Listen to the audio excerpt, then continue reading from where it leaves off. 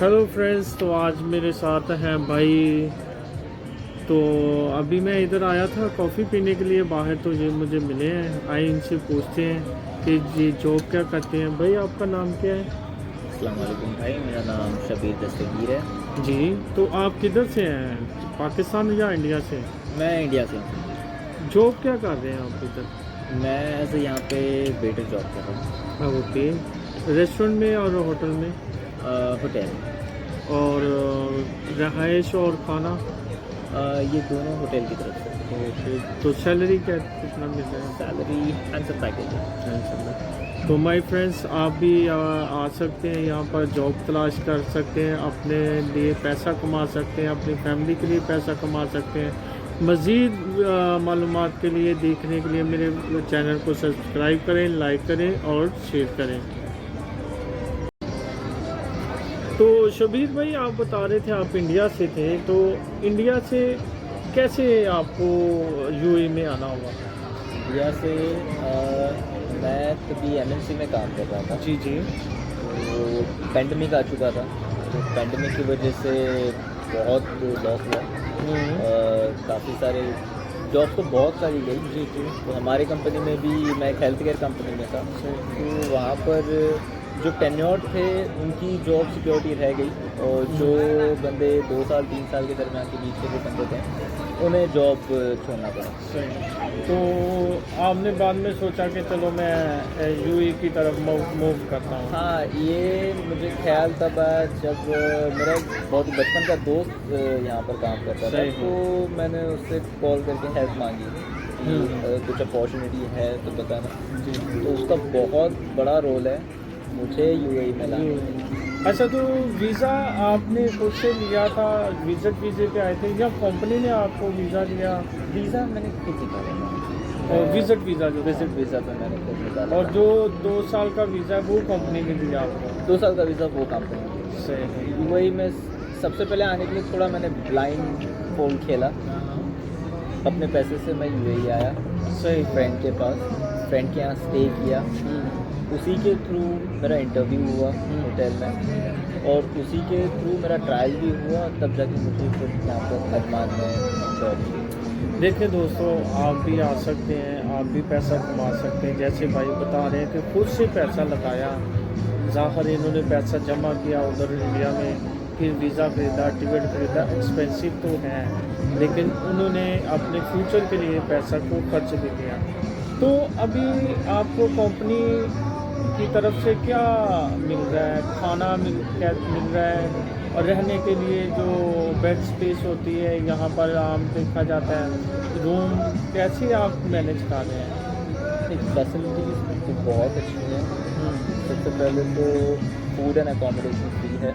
वाह। साथ ही साथ वाईफाई फ्री है, कनेक्टिविटी अच्छा, बहुत अच्छी है, वाईफाई। लॉन्ड्री सर्विस फ्री है। ओह। आपकी सारी आपकी जो आपका एक्सपेंसेस बहुत बच जाता है।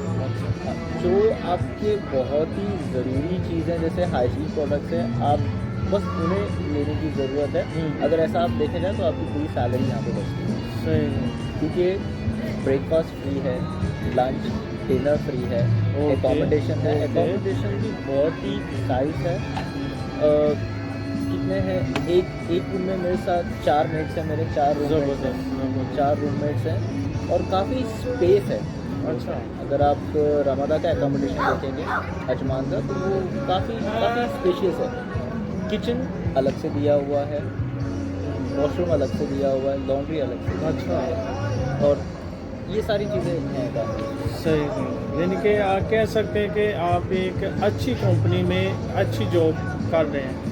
तो आप क्या फ्यूचर क्या देखते हैं यूएई में? यूएई में फ्यूचर डिपेंड होता है कंपनी टू कंपनी। आपकी कंपनी कैसी है, आपका डोमेन क्या है, और आपके एक्सपीरियंस के बेस पे है। अगर यही चीज़ आप स्टेट टू स्टेट देखेंगे तो बहुत, सिटी टू सिटी देखेंगे बहुत फ़र्क हो जाता है। यही चीज़ आप यूएई में देखेंगे, दुबई में देखेंगे, आपकी सैलरी हाई है, लेकिन आपको कहीं ना कहीं कॉम्प्रोमाइज़ करना होता है एकोमोडेशन या तो फूड। यही चीज़ आप अजमान में यहाँ पर देखोगे तो यहाँ पर सैलरी भी है, सैलरी तो है ही, फूड भी है, एकोमोडेशन, ये दोनों चीज़ें। तो आप इससे पहले क्या आपने कोई होटल मैनेजमेंट का कोर्स किया था, डिप्लोमा या डिग्री की है, या आपको वैसे ही आए हैं तो आपने सीवी जमा कराई तो आपको जॉब मिल गई? हाँ, जैसे मैंने पहले कहा, मैं यहाँ अपने फ्रेंड के थ्रू आया था। मेरा फ्रेंड यहाँ पर पहले से जॉब कर रहा था यहाँ पर, और वो अभी भी है। उसी के थ्रू, रेफरेंस के थ्रू ही मुझे जॉब मिला। मेरा होटल मैनेजमेंट का बैकग्राउंड ओके। नहीं है। तो फ्रेंड्स, वैसे तो आम तौर पर जैसे कि जिस भी फील्ड में आप जाएं जॉब ढूंढने के लिए, तो ख़ास तौर पर यूएई में आने से पहले तो यही होना चाहिए कि आप जिस फील्ड में आना चाहते हैं उस फील्ड में डिप्लोमा करें, डिग्री करें, या उसमें कुछ आपका ऐसा नॉलेज होना चाहिए ताकि आपको यहाँ पर आके काम आ सके। इस बिना पर आपको जो जॉब मिलना बहुत ही इजी हो जाता है। लेकिन भाई की किस्मत अच्छी है कि वो अपने दोस्त से तल्लक से आए हैं और उनको अच्छी जॉब मिल गई है। तो आइंदा नेक्स्ट जो है, आप क्या करना चाहते हैं? इसी फील्ड में रहना चाहते हैं या आप चेंज करेंगे? नहीं, फील्ड में तो इसी फील्ड में रहना। अगर आप आगे बढ़ते हैं, अगर आपको ग्रोथ चाहिए विद सैलरी, विद प्रमोशन, आपको ग्रोथ चाहिए, तो आपको एक डोमेन चूज करके रखना पड़ेगा। सही। आप प्लेटफॉर्म चेंज करोगे उससे फ़र्क नहीं पड़ता है, लेकिन अगर आप डोमेन पे डोमेन बदलते जाओगे, समझिए आप रेस्टोरेंट में हो, रेस्टोरेंट से आप मॉल में जाओगे, तो आपकी लाइन चेंज हो जाती है। सही। आपको उतना पे पैकेज नहीं मिलेगा, आपको एक्सपीरियंस भी नहीं होगा, वो कम्प्लीटली डिफरेंट बैकग्राउंड होगा। अच्छा। तो आपको फिर उसी के लिए स्टार्ट करना पड़ेगा वापस से। तो एक डोमेन में रहोगे तो वो बेहतर है। एक टेन्योरिटी पे रहोगे, टेन्योरिटी तक रहोगे, तभी जाके आपकी ग्रोथ होगी, आपकी स्टेबिलिटी रहेगी, आपकी सैलरी भी इंक्रीज होगी। सही। अच्छा दोस्तों, बहुत सारे लोग ये समझते हैं कि शायद यूएई में, दुबई में या सऊदी अरेबिया का तो एक अलग से बात करेंगे हम। दुबई में आने से पहले सोचते हैं कि शायद वहाँ पर सिर्फ अरबिक बोली जाती है, अरबिक आनी चाहिए क्योंकि अरबिक लोग रहते हैं, अरबिक कंट्री है। तो ऐसा नहीं है। जहाँ तक हमने सीखा है या भाई ने सीखा है, आपको काम से काम इंग्लिश आनी चाहिए। अगर आप इंग्लिश बोल सकते हैं, समझ सकते हैं, तो आपको जॉब मिलने के चांसेस 80% हो जाते हैं। अगर आप होटल लाइन में आना चाहते हैं, होटल्स में आना चाहते हैं, रेस्टोरेंट्स में आना चाहते हैं, तो इंग्लिश के साथ साथ आप रशियन लैंग्वेज भी सीखें। रशियन लैंग्वेज अगर आपको आती है तो आपकी जॉब यहाँ पर 100% है। अरबिक की बात करते हैं तो अरबिक आप सीख ही जाते हैं वक्त के साथ साथ। अरबिक सीखना कोई ज़्यादा मुश्किल नहीं है। जैसे आप जिस देश में जाते हैं वहाँ की भाषा सीख ही जाते हैं। तो भाई और क्या बताएंगे हमें इसके बारे में, यूएई के बारे में? क्या आपका ख्याल है कि आप यहाँ पर ही ग्रोथ करेंगे या कंट्री चेंज करेंगे, या वापस इंडिया में जाके कुछ बिजनेस या जॉब करेंगे? देखिए, यूएई अगर आप देखें तो ये एक सेंट्रल हब है। यहाँ से आपकी अपॉर्चुनिटी बहुत ग्रो करती है। Like sea full of opportunity, ocean full of opportunity. यहाँ पर आप देखें, यहाँ पर आपको काफ़ी लीगलाइज हायरिंग पार्टनर्स मिलेंगे। ओके। लीगलाइज जिसमें एजेंट्स का डर नहीं होता है। एजेंट्स जहाँ होते हैं वहाँ फ्रॉड होता है। ओके। और जहाँ बात सबसे पहले पैसे देने की आती है, इससे बेहतर है हम बेरोजगार हैं। ज़बरदस्त। क्योंकि आप देखेंगे जो लीगलाइज हायरिंग पार्टनर्स होते हैं आपको दुबई में बहुत मिलेंगे। ऐसी बहुत सारी है। अगर जैसे मेरा इंटरेस्ट क्रूज में, मैं आपको बताऊंगा तो एक हिरेन इंटरनेशनल है। हिरेन इंटरनेशनल आरसीएल का लीगलाइज ऑथराइज पार्टनर है। सही। और अगर आप एशिया में देखेंगे, एक ऑफिस इसकी बर दुबई में है, दूसरी ऑफिस आप देखेंगे मुंबई में। ओके। बर दुबई में, और दूसरी ऑफिस मुंबई में। और ये सिर्फ 2 ही ऑफिस है। अच्छा, एशिया में? एशिया में ये सिर्फ 2 ही ऑफिस हैं।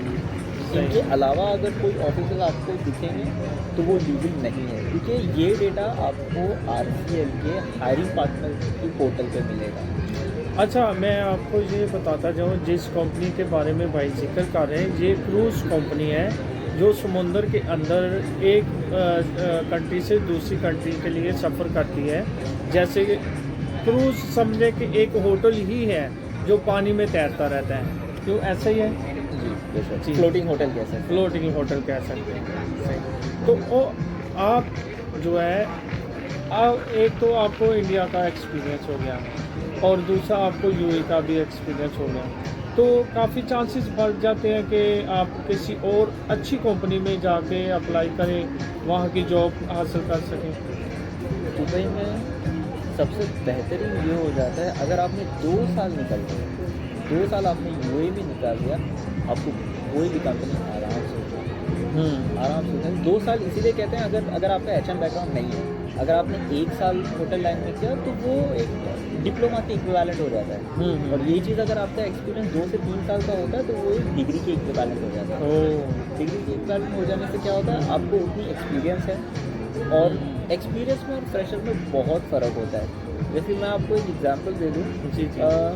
अगर आप एक नॉर्मल बंदे से कहोगे कि मुझे एक एप्पल ला के दो, हाँ हाँ। वो बंदा आपको सीधा एप्पल लाएगा ऐसा रख देगा। यही चीज़ आप एक एक्सपीरियंस बंदे से कहोगे, ये मैं हॉस्पिटैलिटी के हाँ, बैकग्राउंड से मतलब नज़रिए को रख के बता जी, रहा हूँ जी। एग्जाम्पल। यही चीज़ आप एक्सपीरियंस बंदे से कहोगे, वो आपको काट कर प्लेट में ला कर देगा। तो ये चीज़ बहुत दो डिफरेंस हो जाती है सर्विस में। तो ये सर्विस आपको कहाँ से सीखी, आपने एक्सपीरियंस से सीखी। तो ये चीज़ है, अगर आपको 2 साल का एक्सपीरियंस हो जाता है, आपको यहाँ पर अपॉर्चुनिटी बहुत सारी है। जो एमआर प्रॉपर्टीज़ हो गई, जुमेरा प्रॉपर्टीज़ हो गई, ये बहुत ही उम्दा लेवल के होटल्स हैं। यहाँ पे अगर आप डेप्थ में देखेंगे, यहाँ पे आपको सर्विस चार्ज भी बहुत अच्छा मिलेगा। अगर आप एफएनबी डिपार्टमेंट में हो, हाउसकीपिंग डिपार्टमेंट में हो, आपको टिप्स भी बहुत अच्छी मिलेगी और सैलरी भी बहुत हैंडसम पैकेज। फ्रेंड्स, वही बात जो पहले हम कर रहे थे कि आपको अगर होटल लाइन में आना है तो आपको होटल लाइन का एक्सपीरियंस होना चाहिए, चाहे वो आप अपनी कंट्री से कर रहे हैं, चाहे आपने किसी और कंट्री से जाके किया है। अगर आप यूएई में आना चाहते हैं तो उसके लिए एक्सपीरियंस के साथ साथ आपको 2 भाषा भी आनी चाहिए, 2 लैंग्वेज भी आनी चाहिए, तब जाके आपको आपकी जॉब जो है वो 100+ आपको जॉब मिलेगी ही मिलेगी।